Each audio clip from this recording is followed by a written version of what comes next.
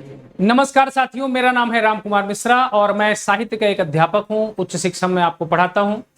तो एक सामाजिक मुद्दा आपके सामने है और ये ज्योति और आलोक का मुद्दा है, जिसमें लोग रील बना रहे हैं, बहुत सारी वीडियो बना रहे हैं। मुझे लगा मुझे भी इस पर वीडियो बनानी चाहिए। मैं व्यूज के लिए नहीं बना रहा हूं और मेरी प्रतिक्रिया सुनने के बाद ही आप अपनी प्रतिक्रिया देना। वीडियो को पूरा जरूर सुनना।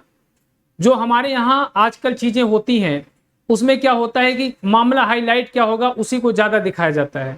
ऐसा लग रहा है जैसे पत्नी ने पति को तबाह कर दिया, जैसे लग रहा है पहली घटना है ना। सबसे पहली टिप्पणी मैं पुरुष वर्ग पर करूंगा कि कहते हैं कि अविश्वास अविश्वास नारी के प्रति नर का, नर के तो सौ दोष क्षमा है, स्वामी है वह घर का, उपजा किंतु अविश्वासी नर, हाय तुझी से नारी, जन्नी भी तू जाया भी तू ही पाप मिटाती।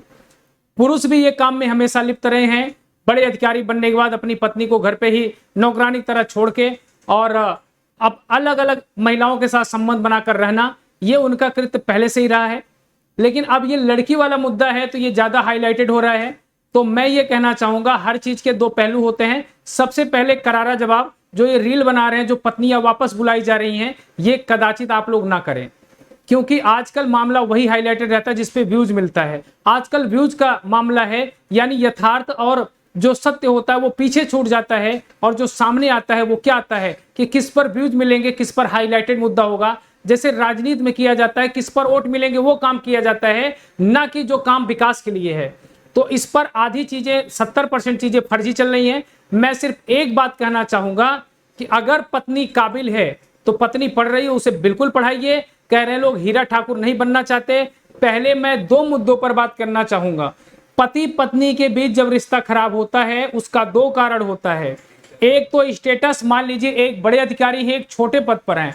मैं ये कहना चाहूंगा कि अगर इसमें दोनों लोग, एक पत्नी और पति में अगर अच्छा रिश्ता होता तो पत्नी खुद कहती कि मैं एक बड़ी अधिकारी बन गई हूं, अब हमारे पति को जरूरी नहीं है, जरूरत नहीं है कि वो डी ग्रेड की नौकरी करे, पत्नी कुछ दूसरा करा देती। ये भी है। दूसरा मुद्दा ये हो सकता है कि जब इनका रिश्ता इतने साल तक था तो कोई न कोई और कारण भी हो सकता है, कुछ ना कुछ। तो सारे कारण जाने बिना इस पर केवल हास्यास्पद बनाना, बीबी छोड़ के चली गई, इसका उपहास उड़ाना, ये चीजें ठीक नहीं है। पति भी छोड़ देते थे पत्नियों को, नर्क के समान उनका जीवन यापन होता था और वो भी जिंदगी दर बदर भटकती रहती थी। तो ये कोई बड़ी बात नहीं हो गई। इतनी बड़ी बात किसका इतना मुद्दा उठाया जा रहा है जिसका कोई जवाब नहीं पत्नियों के ऊपर। यानी मैंने बहुत वीडियो देखी, उसमें यह बताया गया कि अब कोई पत्नियों को पढ़ाने से कतराएगा, यानी इन जैसी पत्नियों के चलते बाकी पत्नियों को भी समस्या आ गई है ना। तो मैं सिर्फ ये कहना चाहूंगा कि केवल ये परसेप्शन मत बनाइए। पति पत्नी एक रिश्ता होता है, एक धागा होता है, उसे पिरोकर आगे बढ़ना पड़ता है। पति पत्नी एक दूसरे की सांस होते, धड़कन होते हैं। प्रेमचंद जी कहते हैं, पति का हरजाईपन जितना ही, पत्नी का हरजाईपन जितना पति को बुरा लगता है, उतना ही पति का हरजाईपन पत्नी को भी बुरा लगता है। आपसी रिश्ते हैं ये।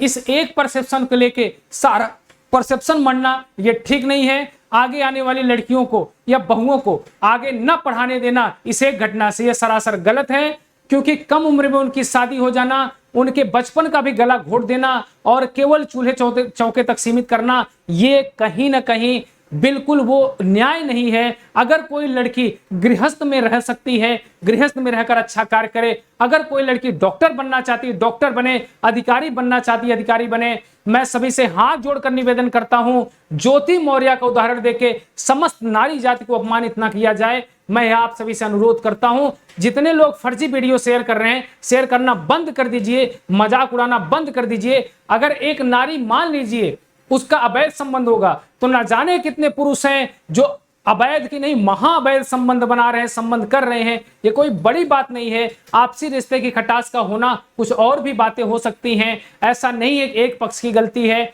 इसमें यह भी हो सकता है कि पति ज्यादा टेंशन दे रहा हो, या जब पति निचले स्तर पे होता है, पत्नी ज्यादा ऊपर होती है, कई बार ये होता है अगले को लगता है अपने मन से करे। जब पब्लिक वाली जॉब होती है तो पति क्या होता है, असंतोष व्यक्त करता है। जैसे जिसका पति जॉब नहीं करता, पत्नी टीचर है, उसको लगता है किसी टीचर से संबंध होगा। ये सारी बातें भी कहीं ना कहीं आ जाती हैं सामने। तो ये लांछन नारियों के ऊपर लगाना बहुत आसान है। पति कुछ भी करेगा, कहीं भी करेगा, उसको कोई दिक्कत नहीं। वही अगर नारी किसी से बात कर लेगी, उसके चरित्र पर दाग लग जाता है।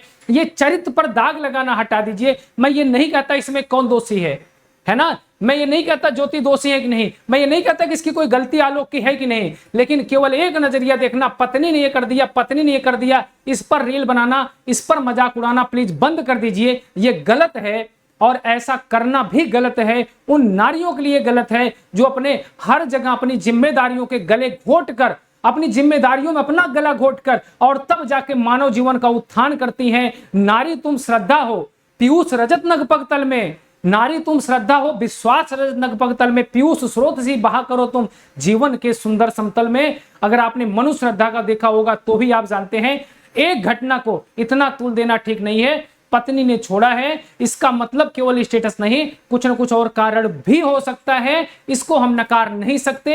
एक पहलू को लेकर आगे बढ़ना ये गलत है और मैं सभ्य समाज से अपील करता हूं इस पर बकवास करना बंद कर दीजिए। उनका पर्सनल मामला है, वो सब देखेंगे, जाने दीजिए। मीडिया वाले भी हद कर देते हैं, एक मुद्दे को बार बार इतना उठाना जैसे लगता है संसार मिट गया और बड़े मुद्दे को दबा देना ये इनका काम है। मीडिया वाले को भी मैं चेताना चाहूंगा कि ऐसा इतना बड़ा मुद्दा नहीं है कि 24 घंटे टीवी पर छाया हुआ है।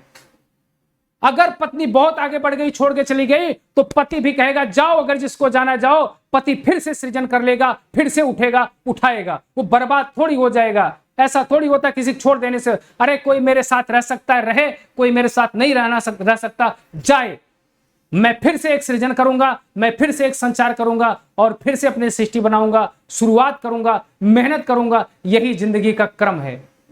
तो साथियों, अगर आप मेरी बात से सहमत हैं, आपको क्या लगता है आप मुझे जरूर बताएं, लेकिन एक तरफ से ध्यान देके बोलना यह ठीक नहीं होता। धन्यवाद।